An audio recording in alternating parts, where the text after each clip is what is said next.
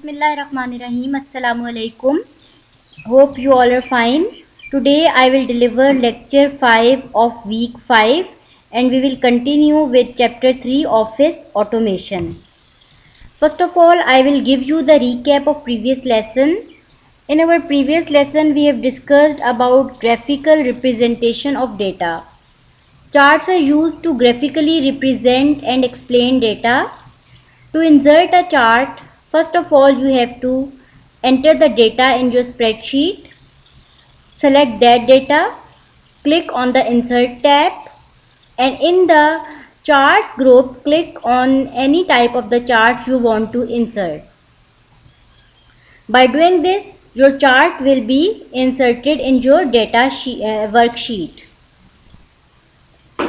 Today we will discuss about manipulating and formatting data.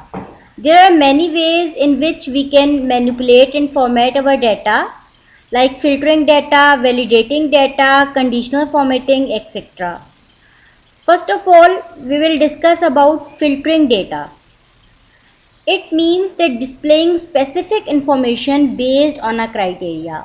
Once you have entered all the information in your spreadsheet, you can filter your information based on a criteria. Like you can filter the information of all the residents living only in the USA. You have entered the data of all the residents of Pakistan, Lahore, and many other cities and countries, but you want to display the data of the residents of USA only. For this, first of all click any single cell inside our data set and then click on the data tab. In the sort and filter group, just like shown in the image, click filter option. After doing this, you will see that arrows in the column headers appear, like arrow in front of the country, in front of the sales appear, as shown in the image. Click the arrow next to the country, a drop down menu appears, like the one as shown in the image. Click on select all option to clear the checkbox and then click the checkbox next to USA and click OK. You will see that only the data of the USA is displayed in the spreadsheet. It is because of filtering the data.